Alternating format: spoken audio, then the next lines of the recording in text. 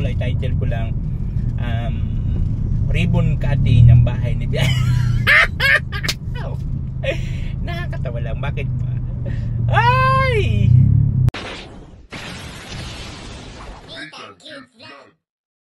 Yo, hello, magandang araw po sa ating lahat mo nang babalik ng likod. This is Nitang Cute Vlog, ang taong walang panlasa. Ay. So for today's video ay papunta po tayo kung saan gaganapin po ang ribbon cutting ng bahay po ni Beyonce. Ay. Dumaan pa po kasi ako sa laundry shop kaya hindi ko naabutan sila kuya.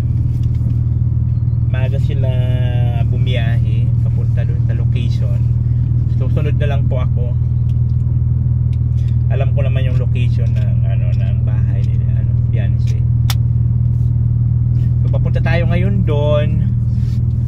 At titignan natin kung ano ang status kasi hindi ko pa siya nasilip personal. Nakita ko lang siya nung under construction pa dati.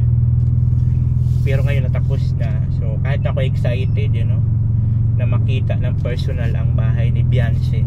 At lalo pa siguro yung may-ari ng bahay, no? Ay sus, Ginoo lamang. Kung tayo ng mga viewers, supporters ni Beyonce super excited na makalipat na sila Beyonce, lalo pa siguro sila yung may-ari ng bahay, sila Beyonce, especially yung parents ni Beyonce talaga, yung magulang ni Beyonce, yun ang doon, ang talagang super masaya dahil kay Beyonce nagkaroon sila ng ganung kagandang bahay, at take note ha, hindi siya ordinaryong bahay, milyones. Yun yung pinakamagandang pabahay na po ng Kalingap sa kasaysayan, yun na yun ang pinakamagandang pabahay na nagawa po sa kasaysayan ng Kalingap at pinakamahal. Yan sana all na lang talaga. So ang swerte talaga ng tao, hindi natin masasabi kung kailan darating, diba? God knows everything. Wag lang tayo wag lang mawala ng pag-asa, ganun lang. Tuloy lang sa ekonomiya, enjoy lang ang buhay, ika nga. At di natin namamalayan, baka tayo naman ang bigyan ng gantimpala ng Panginoon. Ganun lang yun.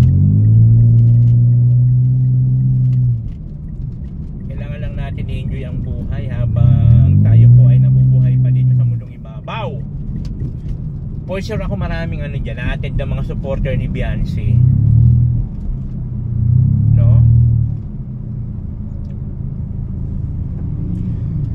puro vloggers na puro toto camera.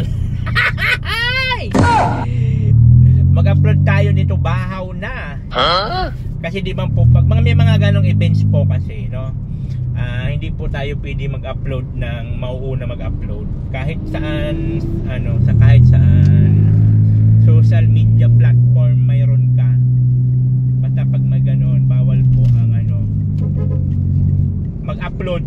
Mauna ka mag-upload. Siyempre paunahin muna si Kalingap Rab and Kuya Val. Ay sila naman talaga ang totally naghirap dyan, especially si Rab. Kaya sila muna yung unang bilang respeto sa may-ari ng content. Kasi kumbaga kami mga members ng Kalingap is kumbaga nakiki-content lang din kami. Gets nyo po? Nakiki-content lang po kami sa content nila. Yung ganon, nakikibidyo lang kami sa content nila.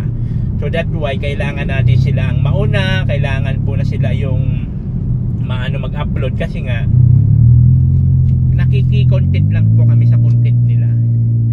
Yun. Pero ngayon atin tayo, kahit late naman tayo mag-upload, kahit depende naman sa mga viewers yan. Kahit late ka na mag-upload, di ba? Kung papanoorin ka nila.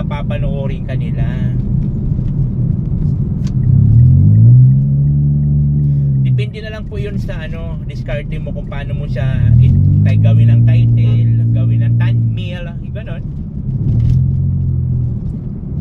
Pero tayo, pupunta tayo doon. Ano tayo? Moral support. Moral support ba yung gano'n? Huh? Yung gano'n, moral support? Presensya? Maganda, ang mahalaga doon yung presensya natin. Yan ba yung moral support yun, di ba? Pag doon yung presensya. Ayaw, di ba? Bahala na, basta yun. Ako pili ko to i-upload una kasi di naman to sa ribbon cutting. Papunta pa lang ako. Upload ko to bukas. I-title ko lang attend ako ng ribbon cutting ni Beyonce.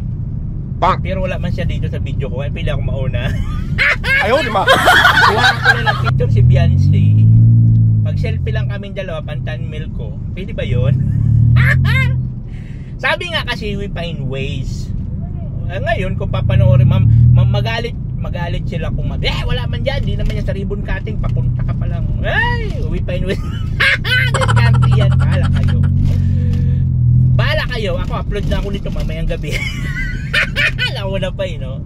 Nauna pa sa mayan. Pero wala naman di naman ribbon cutting, papunta pa lang.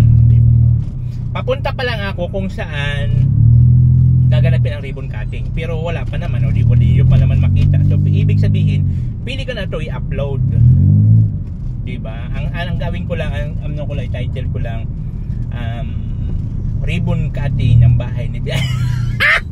Ayaw, di ba? Walang bakit pa. Ay, kasi nga bahaw na yun, bahaw ng upload natin lahat ng mga videos dyan kalabian hindi ka pwede mag-upload na mauna kasi lagot ka ng mga supporters dyan. Supporters nila Kuya Bal sa kanila Kalinga para puputaktihin ka dyan. Sabihin nun, ba't ka nauna? Bang!